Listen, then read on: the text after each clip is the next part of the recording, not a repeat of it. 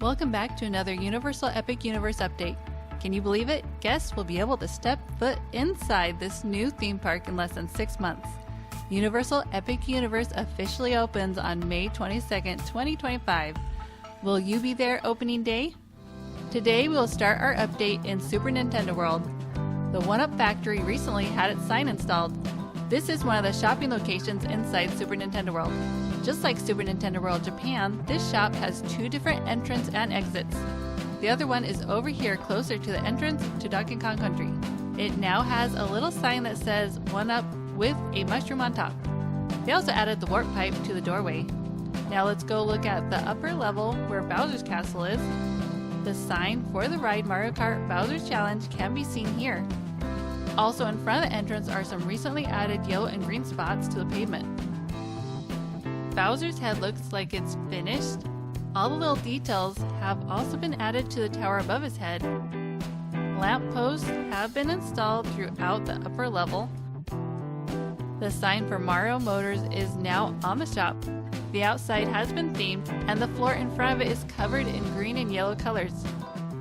A little snack stand is right next to it. The sign that looks like a tire has been installed. It's called Turbo Boost Treats.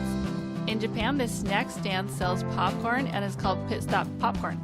I wonder if Epic Universe will sell mushroom cream popcorn and caramel peach popcorn like they do in Japan. More green and yellow flooring has also been installed over here by the key challenges. The themed fence has been installed around the piranha plant nap mishap, and we can see a bunch of alarm clocks lying on the ground waiting to be installed. These 2 gray circles, I believe, will be where the tall mushrooms will be added with seats around it. You can see it in the flyover for the world. More theming elements have been added to the other key challenges, the Goomba Crazy Crank and Koopa Troopa Power Punch. In the corner is a slot machine game, which is also in Japan, but not in Universal Studios Hollywood's version. Donkey Kong Country has officially opened in Universal Studios Japan. This is what we have to look forward to when Universal Epic Universe opens. Over at the Minecart Madness ride, a new character has been added. It looks like a pig with glasses, known as Professor Chops, who is a supporting character that lives on Donkey Kong Island in the Donkey Kong Country games. Trees have been painted on the background wall that separates Donkey Kong Country and Super Mario Land. The walls are actively being painted on the wall behind the Minecart Madness ride. The warp pipe into the land is covered in scaffolding as they continue to work to theme it. A newer addition is a themed archway in front of the warp pipe. It looks complete and will eventually be painted. Here's how it looks in the flyover. The sign for Funky's Flying by Gift Shop is a recent addition. The sign is on a plane's wing, as the shop is inside an airplane. Barrels and a crate have been added near the sign. Over here is a Bubbly Barrel snack stand. The roof is now covered with a Tahitian thatch to give it that tiki hut style look. Next to it is the meet and greet location at Donkey Kong's treehouse, where guests will be able to meet Donkey Kong. Workers are on the roof and have added some of the Tahitian thatch to it as well. Scaffolding is no longer around the character face on top of the Golden Temple. Some themed elements have been added to the outdoor queue for Donkey Kong Minecart Madness. A barrel and crate are over here. Plus, what looks like a water fountain can be seen over by the wall. There's also a fan already installed to keep guests cool in the hot Florida sun. The wall with the archways has been painted a brown color at Yoshi's Adventure Ride. Some leafy vines have been added to theme the inner wall of the Yoshi's Adventure Ride. A few more themed elements have been added to the end of the ride. Some leafy plants are seen just before the ride vehicle enters the building. Part of the archway into the portal to Donkey Kong Country can be seen over here. Princess Peach's castle has all its turrets installed and most have been painted pink. One of the windows on the tower has been painted a yellow color. Here's a great view at what should be the exit of the world. This is where it is in Super Nintendo World, Japan. So if it's the same, it will also be an exit. Also off on this side, they've begun to build the gazebo for Princess Peach's meet and greet location. On our last update, the portal had most of the warp pipes fitted around the poles on top, but they've since been taken off. Toadstool Cafe now has its mushroom cap on top of the building. It also has a chimney on it. Plus, themed windows have been added to the outside. We can also see a Yoshi egg on the ground at the entrance to Yoshi's Adventure Ride, and the sign has been added as well. Now let's check out the progress at How to Train Your Dragon Isle of Berk. This is the back of the portal. The arrows show where the exit is from the world. Some landscaping has been done in the middle section. On this side, several trees and plants have been added to help hide the building in Celestia Park while in the Isle of Berk. There's also scaffolding around this building as they continue to theme the exterior. A purple canopy has been added to the Haddock Paddock. This is where the meet and greet will be for Hiccup and Toothless. They've also made lots of progress on the walking path. Lamp posts have been installed as well as trees and bushes. The outside of the building looks just about finished with its decorative theming. This is in the village. The candy shop has its colorful roof shingles now and has a decorative element on top. The doorway has been themed and looks just about finished. Next to the Dragon Mountain is a new statue. I'm not sure if it's a dragon. To me, it looks like a sea creature, but I believe there is a dragon class that are sea dwellers. And there is a tiny Viking at the very top of the statue. Here's the Dragon Racers Rally Ride. The queue has all its frames for the canopy. Currently, some of the poles are covered in scaffolding as they work to theme them to look like wood poles. Canopies have also been added over the queue for the attraction fire drill. Over here is the bridge that connects to the village. Fire torches now run along both sides of the bridge. Universal does love to add fire to their theme parks, so that will be a nice touch to add to the theming. If we take a closer look at the lamps, it looks like they have fire rocks inside for the light. More canopies have been installed over here as well. This is a queue for the roller coaster Hiccup's Wing Gliders. The pathway for the queue has been painted to resemble a dirt path. Here is the entrance to the attraction. Some color has been added on the framing and Dragon's Head. Mead Hall is the main dining location. The steps and ramp have been finished as well as some poles have been added. The pathway off to the side has also been finished and has posts too. A small forest is being added over here to separate the Isle of Berk from Stardust Racers. A new theming element has been added to the front of the bay. It's possible they are not staying here and will be moved somewhere else. The flyover doesn't show anything in front of the fence. However, not everything was included in the flyover, such as the torches on the bridge. So perhaps this is where they will stay. Spitfire Grill is the other dining location. It has an outdoor seating area that overlooks the fire drill attraction. A bunch of frames have been installed and scaffolding can be seen around the back half. I think they're painting the poles to look like the wood, just like they're doing at Dragon Racers Rally. A few icicles have been added to the top wood beam. This is where the snow wraith will be. There's now grass on the roof of Spitfire Grill. Work is being done to theme this wall by the gift shop as you exit Hiccup's Wing Gliders. The Untrainable Dragon Theater Show is in this building. It's been painted a sky blue. Trees have been painted around the building as well. The front of the building has the uneven wood beams themed on the wall, and a canopy has been added. The gift shop to the show is next to it. Scaffolding surrounds it as they continue to theme it. The fog is being tested at Hiccup's Wing Gliders. The roller coaster will dive under the bridge in this section of the attraction. The Dragon Archway has been installed at the entrance to the Viking training camp. It looks like it'll be a great place for kids to play and learn about dragons. A rock wall has been placed over here in front of the tent. A small playground ride is being installed. It looks like there are 3 different dragons on it. Poles have been painted in a diamond pattern. A slide has been added to the structure with the diamond pattern poles. So much work is being done inside the Viking training camp. There's a lot of new things to see. A smaller blue slide is on the opposite side of the play area as well. The wood play structure actually connects to the concrete structure. This was the first thing built in the play area, so not only can it be accessed from the ground level, but it also can be from the other structure on the second level. The dragon feeding station, or fountain, has been installed in the middle of the village plaza. Some theming elements are staged on the ground. Looks like it'll be for Gober's Forge. One section has already been added to the building. The walking path is looking nice. This is next to Mead Hall and leads to the Untrainable Dragon Theater Show. Dragon heads have been added to the top of the bridge. Now we'll head over to Dark Universe, the world that celebrates Universal's classic monsters. Next to the ride Curse the Werewolf, a gate was recently added. This is to block off the back of house area from guests. More canopies have been added over the queue for Curse of the Werewolf. It also looks like they have painted this wall next to the coaster tracks. The colors appear to match the canopy colors. Some banners have been recently added to the queue of the Curse of the Werewolf. In the village of Darkmoor, a gate has been added to the outdoor portion of the restaurant Das Steakhouse. A few signs have been added to the restaurant side. The sign for the restaurant can be seen above the entrance. An H door is seen upstairs. There's also a gated door underneath that balcony. Das Steakhouse is run by vampire familiars and sits above the ancient catacombs where the vampires live.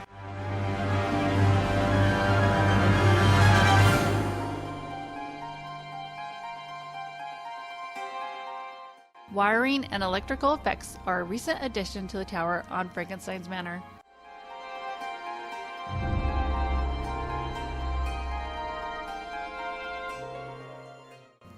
Weeds have been planted on the roof line on both sides of the entrance to the attraction. Here's a good look at the sign for Pretorius Scientific Oddities. It has blue electricity on the sides, just like what was on the manor. Here's a good look at the attraction sign for Curse of the Werewolf. Canopies have been added to the wagons.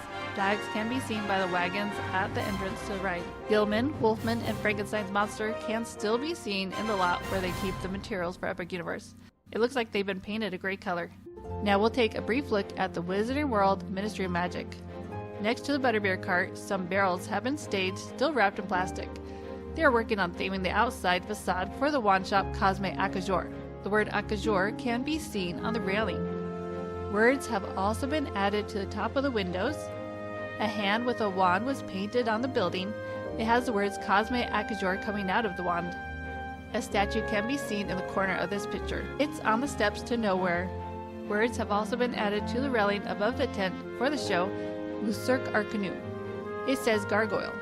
And if we look at the other side, these words say the cry of the. So together it's the cry of the gargoyle, which was a French newspaper in the Harry Potter series that covered the Wizarding World. The awning has now been covered in a cloth. This is the entrance to the Metroflux, where we will enter the British Ministry of Magic. A gate is lying on the ground in preparation for being installed. Over here is a building near the entrance into Place Cachet. The facade has been painted with some floral designs. Above the window is a sign that says florist. Under the sign is a window display that's been themed with flowers. Next to the Metroflux entrance is the shop Tour en Fleu. On the ground, the shop name has been added. They've also been working on the window display, which has a bunch of round lighting fixtures. Here's a facade that says hotel on the outside. A new sign has been added that goes across the building, which says the nocturnal mollusk. Above the sign are two snails, which are a type of mollusk that is active at night. And down below are more signs saying Hotel Nocturnal Mollusk. This will be where guests will exit the show Lucerc Arcanu. A small kiosk has been added to the courtyard just outside the theater doors. Now let's take a look at the heart of Epic Universe Celestia Park. A stylized berm was being built on the edge of the water feature by Constellation Carousel. It's now been removed. If you recall from the previous updates, they added dense foam blocks and had built it up. Trees were planted and some concrete half circles were built. It looked like it was almost finished, but for some reason they decided to remove it.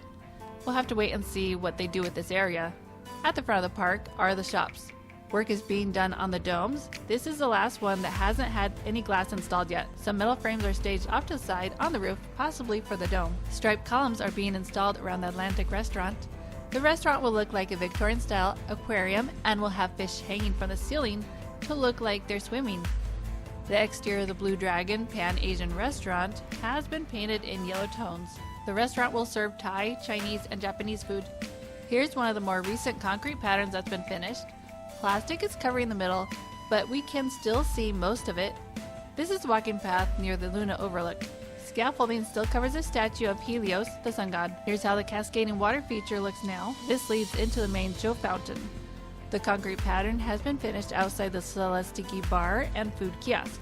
Small lights have been installed on the gold frames of the Constellation Carousel. They had a much bigger budget for lighting in this park. It's really going to look fantastic at night. Windows are being installed on the ornate frames.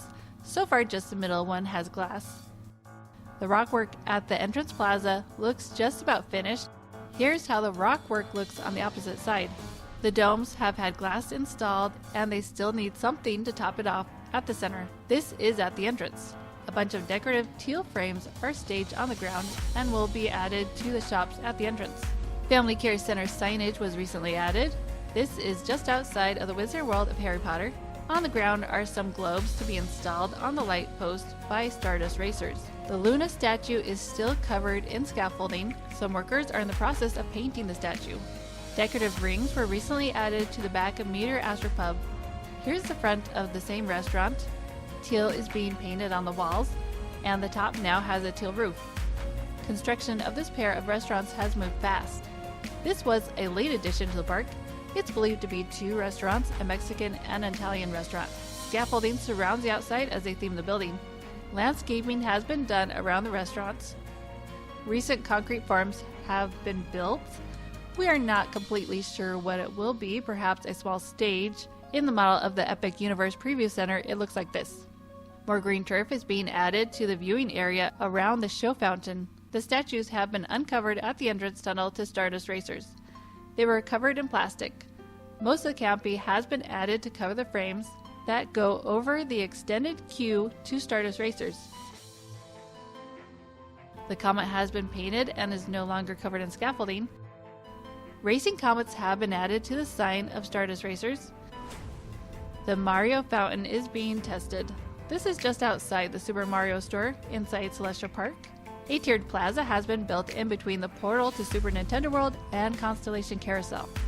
Just outside the 2 sister resorts is a raised traffic circle that will help to improve traffic flow into Epic Universe once it's finished. This is Terra Luna Resort, which has had its opening pushed back a month. It will now open on March 25th, 2025. The front has been landscaped and most of the pavement seems to be done. Here's how the rival side is looking at the Stella Nova Resort. It will open on January 21st, 2025. The roof has been painted on the Port Corsair. All the lines have been painted in the guest parking lot. There's even a crosswalk for guests. Landscaping has been finished by Kirkham Road at Stella Nova Resort. The concrete median is the bus lane. Lounge chairs, tables, and umbrellas have been added to the pool area at the Stella Nova Resort as they get prepared to welcome guests next month. Rings have been suspended over the pool lounge area. Not sure why, perhaps it's some kind of test. A new addition is the circles on top of the roof by the pool. The pool lounge area also has a small area with sand off to the side. The pool is being tested at the Terra Luna Resort. It's been filled with water as well as a hot tub. It also looks like they've added a sandy beach to this pool too. Some of Universal's other resorts have this as well, such as the Dockside Inn and Suites. The pool at the Helios Grand Hotel looks pretty much finished. Landscaping's been done, lights are installed, cabanas can be seen on both sides of the pool. The cabanas are where the rectangular metal frames are. They're just missing their coverings. 10 cabanas are on this side, 5 cabanas are on the opposite side and are closer together. Much closer to the pool are these 3 cabanas. All the cabanas will be available to rent for a cost. Well, that's it for our latest construction update at Universal Epic Universe. The opening gets closer and closer. Do you plan on being there opening day? As always, thanks to Bio Reconstruct for all his pictures inside Epic Universe. Thanks so much for watching and have a great day.